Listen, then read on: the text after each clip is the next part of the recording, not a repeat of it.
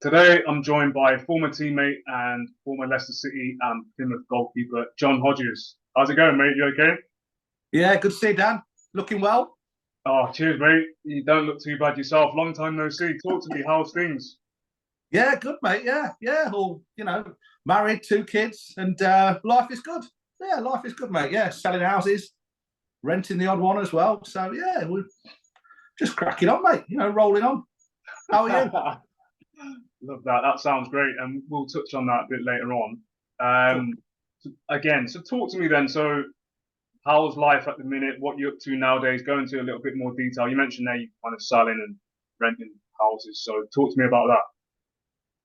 Yeah, so I mean, I've been since leaving professional football, a bit of a journey of careers really. But in the last sort of 13 years, been into property, selling property, renting property, worked with a handful of estate agents over the years, and now sort of working for a smaller independent, doing really well. Into a bit of the land side of things, a bit of renting, a lot of selling. Yeah, things are going well really on that side of things. And it's a bit of an odd situation with the market at the minute. I'm sure it's going to pick up as it always does. So next 5 years, hopefully, it'll be very prosperous, mate, for us. So yeah, all good. Enjoyed it. That's the main thing. Yeah, that's it. I mean, we spoke a bit earlier, and I mentioned that when I first stopped playing football, I went straight into a state agency, so I can relate to kind of certain aspects of what you're saying, more so the letting side of it, because I didn't touch on the sales side of it at all. But yeah, the market generally fluctuates. It's up and down, ain't it? And some people, if you're a property developer, depending on what capacity, you may capitalize on that, and some people will struggle with it. It's just the nature of the beast, ain't it? Yeah, that's it. You've got to take the rough with the smooth, haven't you? Mm. It's the way it goes. It's interesting actually that you went into property because I think with football it gives you the confidence to speak to people. Because you are dealing with all sorts of walks of life in a changing room and all sorts of walks of life when you walk in through someone's front door. You know what I mean? So it's nice that you've got that instant kind of confidence that will give you that rapport that you can just build on just by picking up on the smallest things. I think it's interesting you went into that sort of path as well. Yeah, definitely. You Is mentioned. it when you're in football? There's not a huge amount of options. When you look at it, you think, where am I going here? At times. So obviously, other people are set up a lot earlier and they think about things, whereas some people it's more of a reactive basis, isn't it? And so that's where I found myself having to react to where we're going. But yeah, interesting. You went down that route as well. Yeah. Yeah, for me, I mean, picked up on a couple of things you mentioned there. So my journey was very much reactive. Whilst I knew that, okay, I didn't or was never gonna, once I got to maybe 24, 25, I probably thought, not really going to earn enough in football to be able to retire and maybe live off that or just pursue something and start my own business from a financial perspective. But I always knew that I'd have to probably work and I was willing to do that to whatever capacity.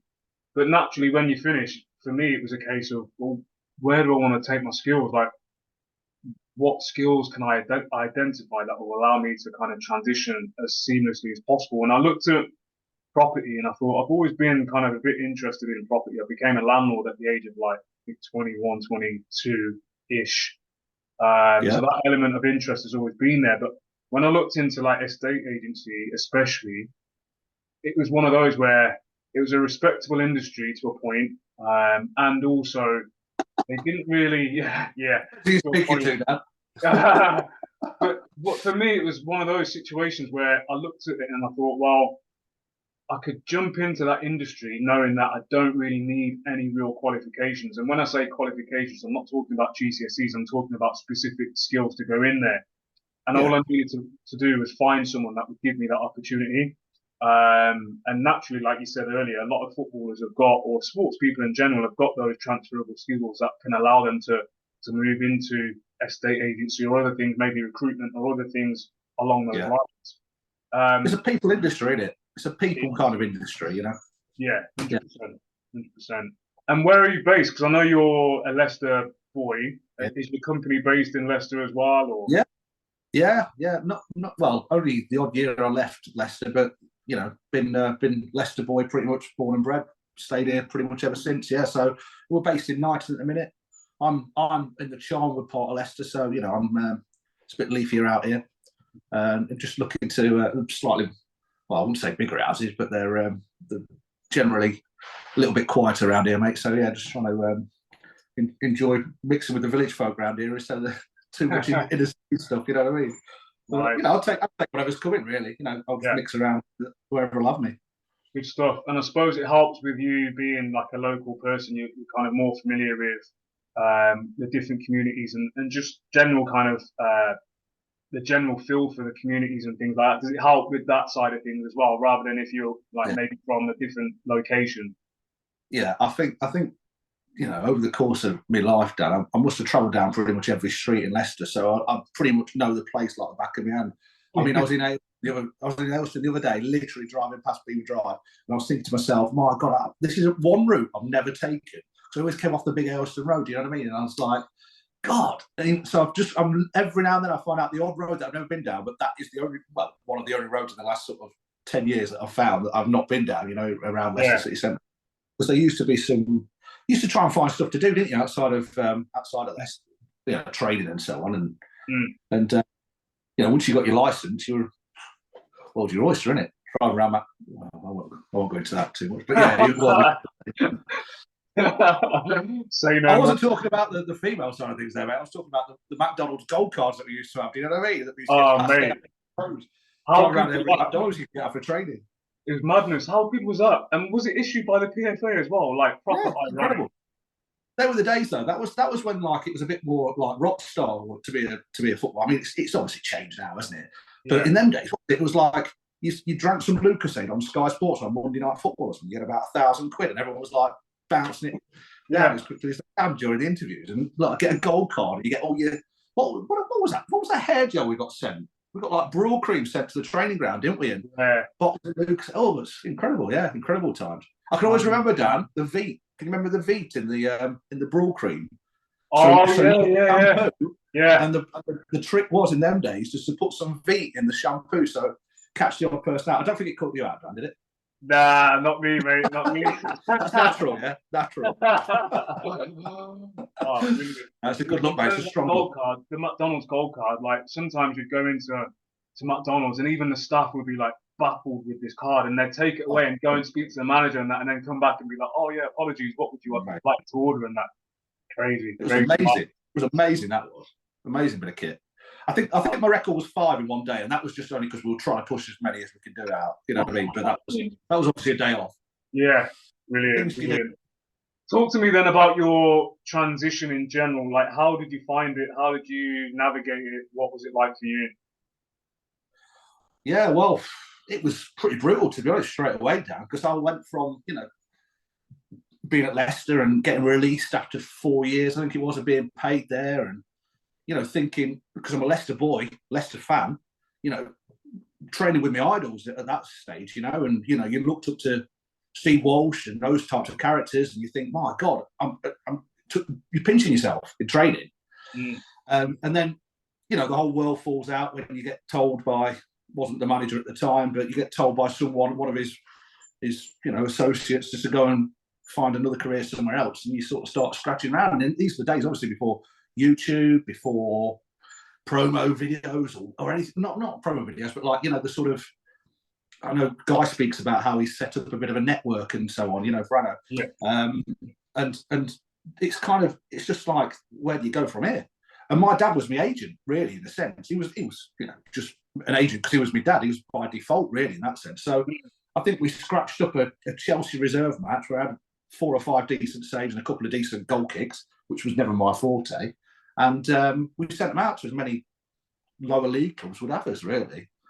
So that was my transition to try and find another club away from Leicester. I think I had a trial at Mansfield, had a trial at, I think it might have been Chesterfield as well, but then ended up, because of the way that was all, because the money in the game at them levels is completely, you know, as you know, there's none, is there really? So you've gone from, you know, having your towel laid out and collecting your kit, having your boots sort of polished, and you're having to turn up with your own pants and take your towel home. Do you know what I mean? So it's, yeah, the difference was just phenomenal. I think they said, we'd like to sign you. I think this was Mansfield. I think we'd like to sign you, but we want to sign you after the summer. Well, lots changed in football over the course of a week, doesn't it? So I couldn't Yeah. wait for that. So luckily, I got a trial down at Plymouth. Went down to Plymouth, had a couple of good trial games for them, and then sort of set up down there for a year. But during that stage, got a really nasty injury I burst a burster in my hip, and the facilities down there just were nothing like there would be now. I'm sure there weren't, but it was almost kind of amateurish, really, and the physio, it was a little bit more interesting, looking like Elvis and taking photos of the actual injury than he was treating it. I think he sent me around the pitch twice to walk it off. You know what I mean? Sports science them days, mate, was ridiculous. Yeah. So I suppose that left me then in a sort of situation where I never really recovered from that, because it pulled out a line on me back, and I don't really completely understand exactly what happened. And I think nowadays you would have done, but scans, and because in those days the budgets were so minimal that you don't really get to find out what's going on. So it's go and see a physio, he'll try and iron it out. You can't iron it out. I came up to Leicester for a bit, trying to get to see another physio, trying to iron it out. Charged it all back to the Plymouth. They weren't happy to pay it. It all ended a bit messy. I said, look, let's call this off, you know what I mean? Because it ain't going anywhere. So I suppose then I was in this situation where I got a back injury. As a goalkeeper, it ain't the best injury to have anyway. Where do I go? So, I'm looking at my dad thinking he's making decent money. I'll just see what he's doing. And he wasn't a football agent, by the way. He was... because his only footballer was now retiring, so he was doing mortgages. So I thought, right, I'll just follow him. And I walked into this room in a suit after about 5 days of deciding I'm going to do mortgages, and it was full of like 60-year-old men, mate. And I was like, this is it now, isn't it? And it's just like the realization of going from, sort of dressing room banter to people that you can't even gauge what they're thinking and what they're wearing, as well as what their whole life looks like right there and then. It was a massive eye opener for us, really, and to be honest, probably the wrong sort of route I took. But then I've been trying to after that. I tried to find my feet for quite a while, doing other things. Went into banking, took my mortgages kind of experience that I had for about 6 months. I learned about a fixed rate, variable rate, a tracker mortgage. Do you know what I mean? Weren't anything regulated in them days. Yeah. I went straight into like a bank that was, opening accounts and also sort of talking to people about mortgages, and that I enjoyed that, but it was only a stepping stone to try and get somewhere else. Do you know what I mean? And then, as boring as it sounds, I had a nice time, but realised after a while banking ain't for me, and jumped out of that. And a couple of ideas bounced in my head. Did a bit of travelling for 6 months.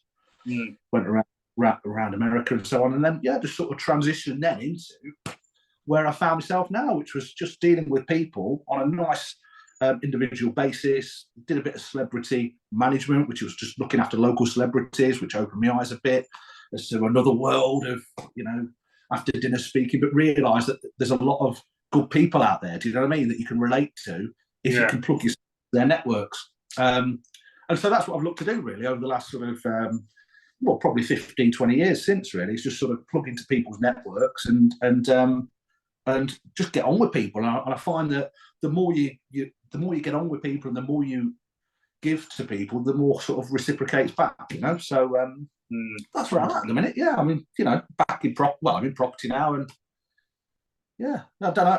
It's like a career that I never saw coming, really, Dan. But that's where I'm at. So it's kind of just been a complete reaction as to a very negative situation that I found myself in, and it's a mental battle, mate. To be honest, isn't it? When you first get out of that game, I mean, you've had a longer career than me, Dan, and I take it you had the chance to sort of pick and choose when you retired, didn't you? From my understanding, to a certain point. I mean, a little bit, and it's brilliant that people do have that choice. But for me, I found like that was forced upon me, and I always wanted to be a sportsman, no matter what it was, whether it be football or cricket or whatever. And I was lucky enough to be good enough at the time. I don't know if it'd be good enough now, to be honest with you, because kicking a ball as a goalkeeper in them days, it was an ancient art, wasn't it? And now it's like it's the norm. You've got to be a centre half to be a goalie. Yeah, so I suppose it's been my transition was forced upon me, and it was a bit of a battle, mate, just to try and find a path. You know what I mean? But I'm on one now, and I'm enjoying it.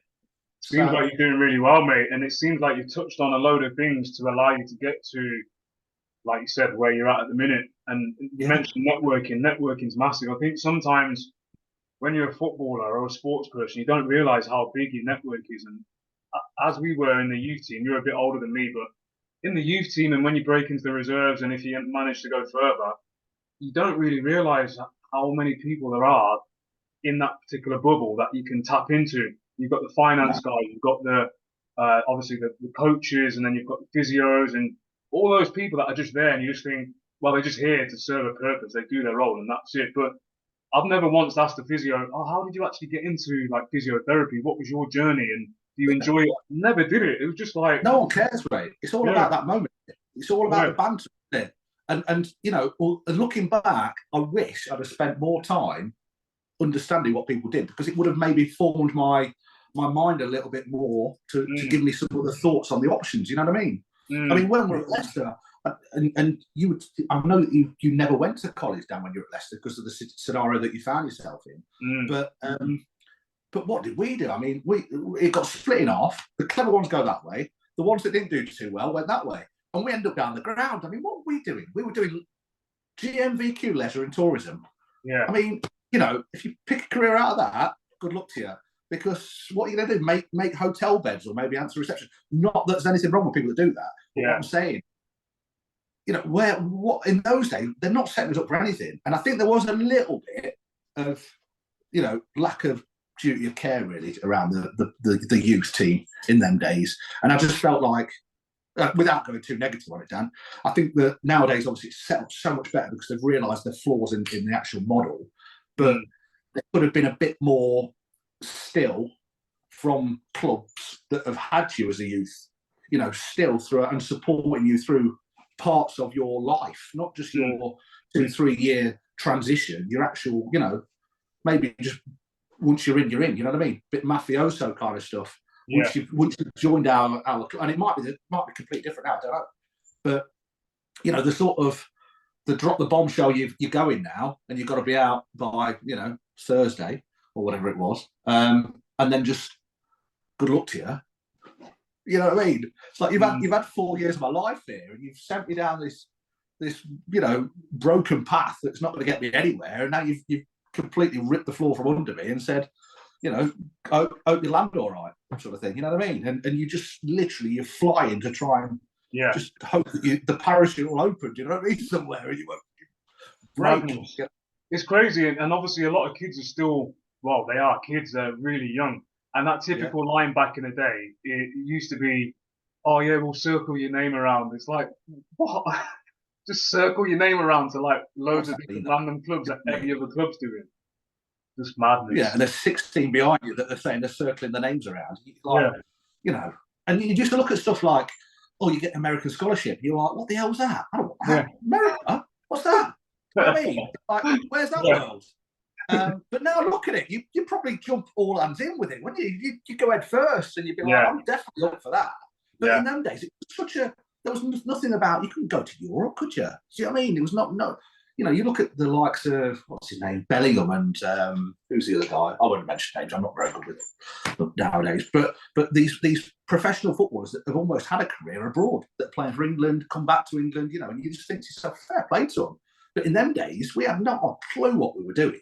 Did we really? It was sort of like, let's hope someone will pick me up, maybe locally, within the leagues, and then bang, it's just, where do you end up? A lot of good names have dropped out of the leagues, mate. And to be honest, I think a lot of, I know a couple of good people still, that didn't quite. They were good players when they joined Leicester, and almost got, either pigeonholed or not. I won't say destroyed, but you know what I mean. Just sort of not evolved as well as what they could have been.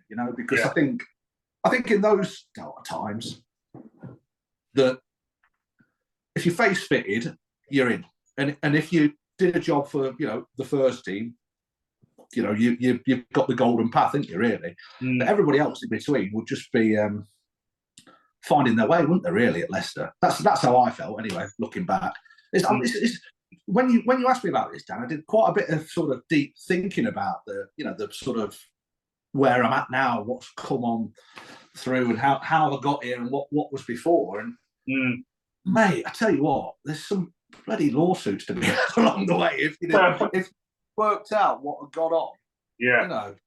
I mean, we were under O'Neill, weren't we, at the time? And used to blank us in the. You walk down the corridor and it's only you in a minute. And you say, "Morning, Gaffer." And he just used to blank you, and you just think, why would I work for anyone like that nowadays? Do you know what I mean?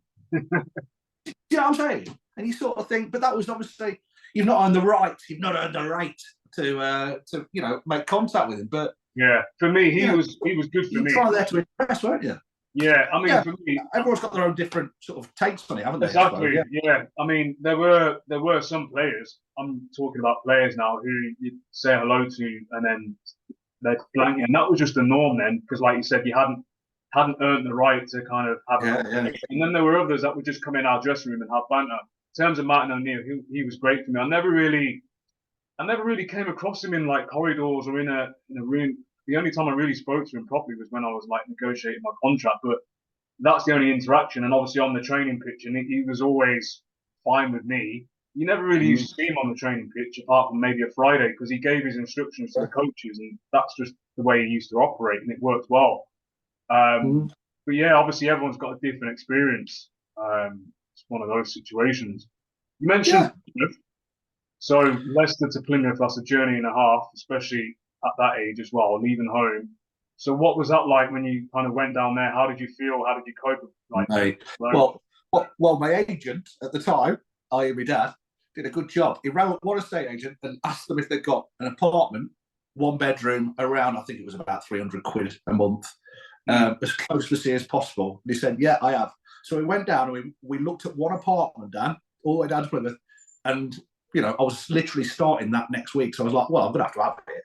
And it was on the naval wall in a little place in Plymouth called Devonport, which, if you know Plymouth, it's one of the tastier sides, mate. Let's put it like that. It's not posh, So it was quite an interesting experience because it was a ground floor flat right on the bank of the shoreline there. Lovely spot, but it was hard, mate. Again, you walk into a changing room, you don't know anyone, do you? I think the only guy that I knew was McGregor, who used to play for Forest. I'd never used to know him. I just used to know his face. I saw him on bloody Monday night TV or whatever it was, Monday night football, Forest. And so you walk into a changing room where no one knows you, you don't know them. And the atmosphere was pretty awful at the time because the state of Plymouth at the time was, they're on the knees, I think, really. We were training on awful pitches. We'll train on local parks. Sometimes we'll train on schools. And I think that's part of how my injury came about, with ruining my hip, etc. But there was no direction, mate. No direction. It's completely different level to be in Premier League to the bottom tier, Yeah. And there was lower tiers, obviously, with the conference, etc. But it was eye-opening. It was eye-opening. And yeah, it was kind of I felt a bit, what am I doing here? Do you know what I mean? And how did this happen? At the time, Dan, when I was coming through the U team, I was right up there. I was seen as number 3, number 4 goalkeeper in the whole of the UK for my age. And then to find myself down there, and I've got a lot of time for Plymouth people. They're great people, lovely fans actually. But the teammates, a lot of them were good people, But being down there, it was just such a.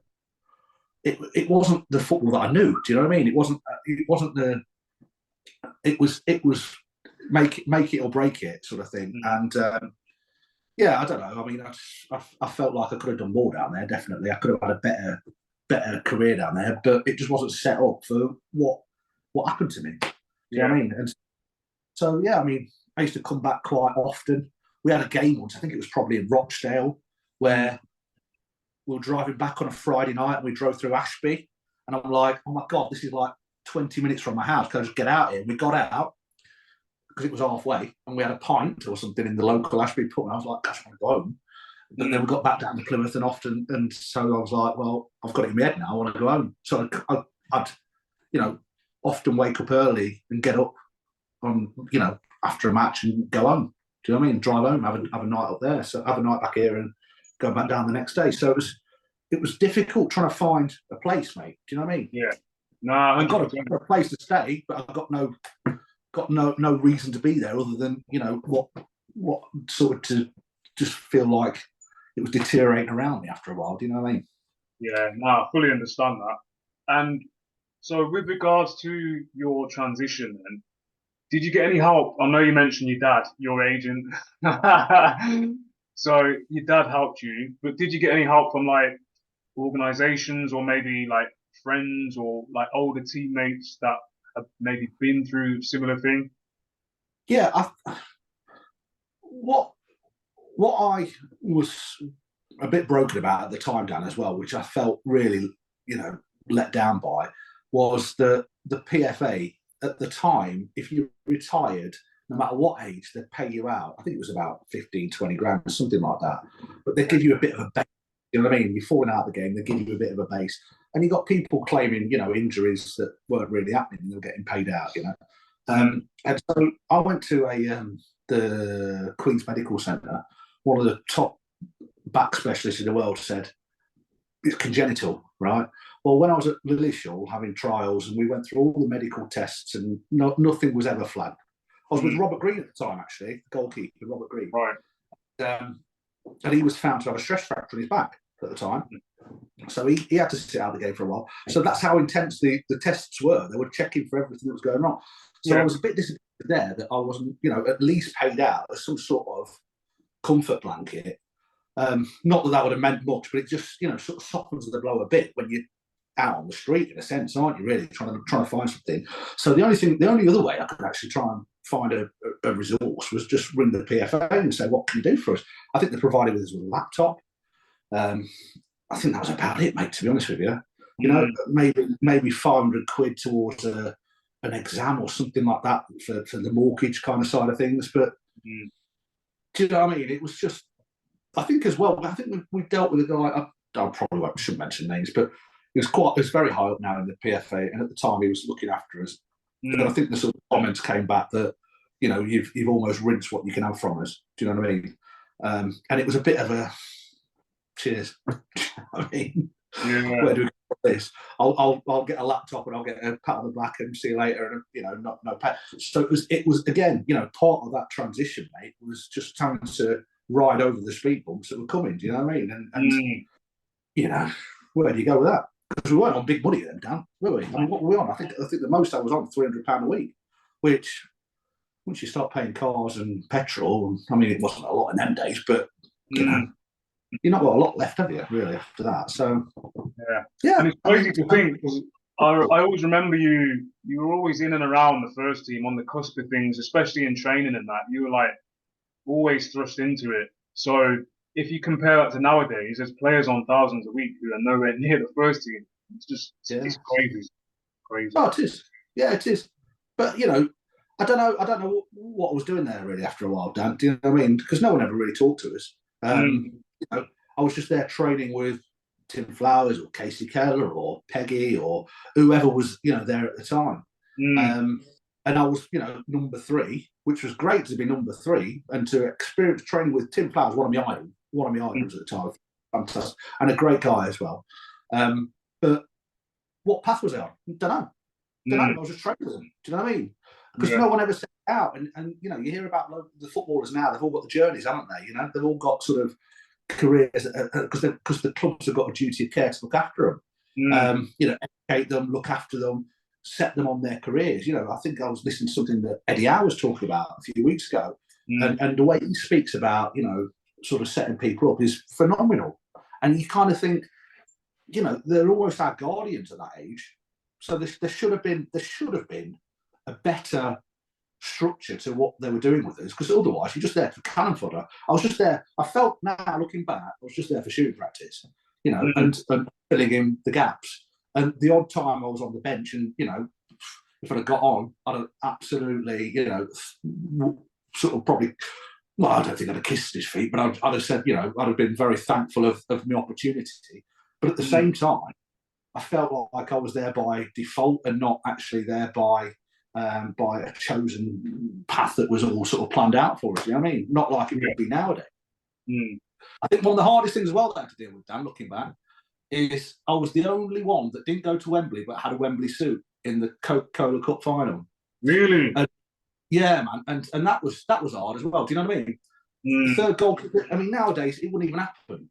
But to be the only one left behind as well, you sort of think to yourself, this is an absolute head screwer. You know what I mean? So but I got a Hugo Boss belt out of it. Do you know what I mean? There's always a bright side, ain't there? Absolutely. So based on all of those things, then, what transferable skills do you reckon you've taken from your experience in football into like what you're doing now and the things that you did in between? Yeah, I think it's confidence. I think it's resilience, mate. You can take the rough with the smooth, and you take a lot of hits. I mean, being an estate agent, you get a lot of yeses, you get a lot of no's. That's just the nature of the beast, really, with sales, isn't it?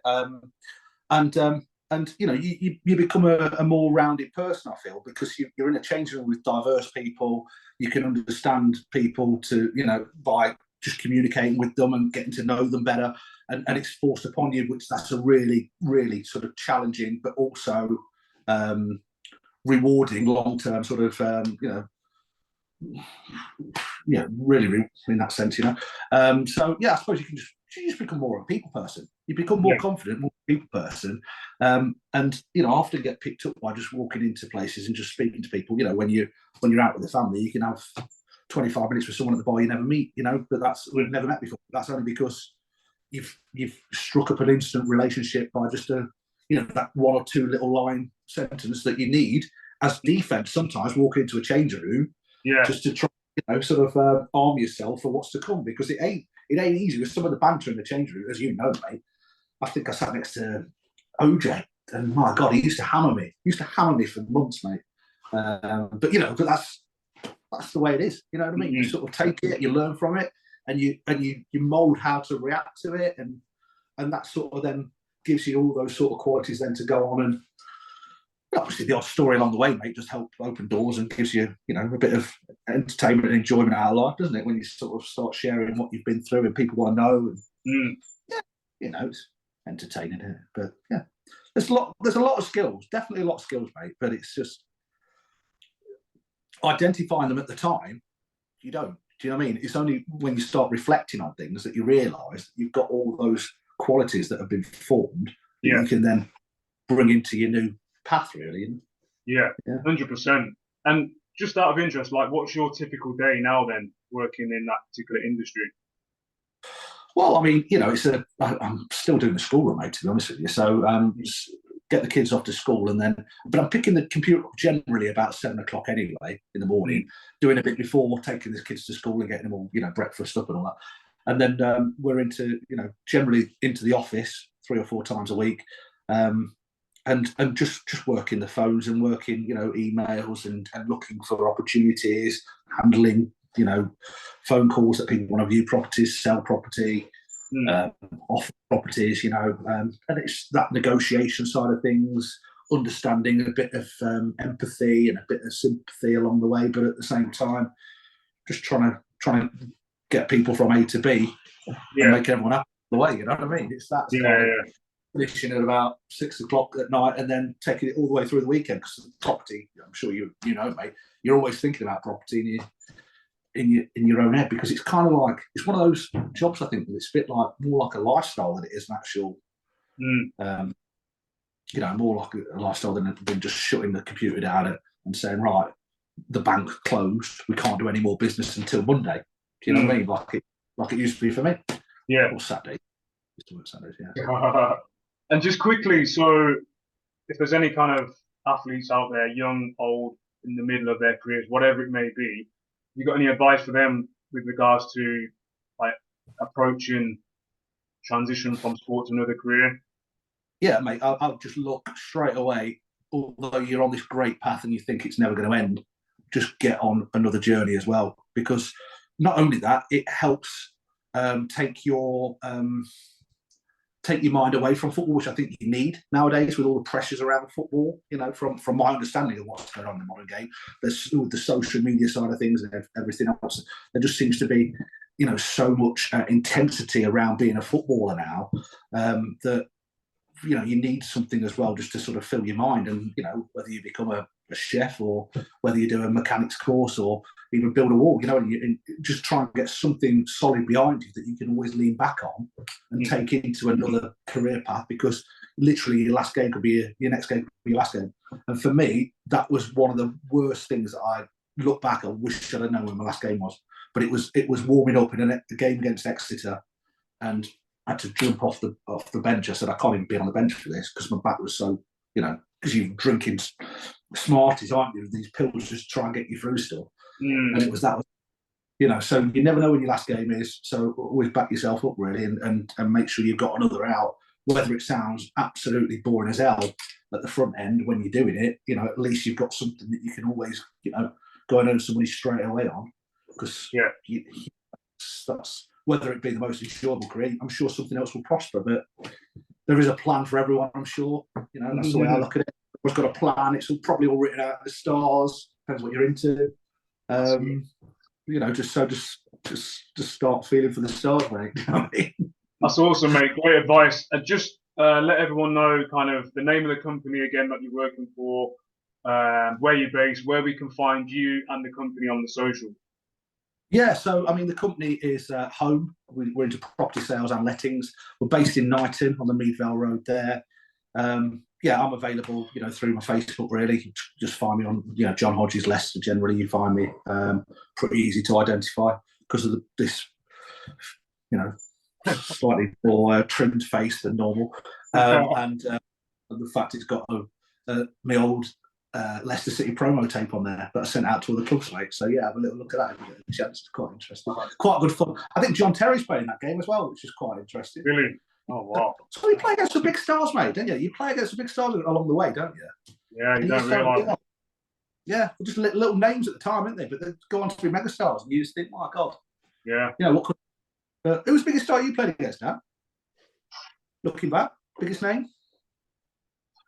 I don't know. I made my debut. Don't say me. I probably teammate. Alan Shearer's got to be up there. Really? Oh my God, that's a cracker. So fair play. That was my debut.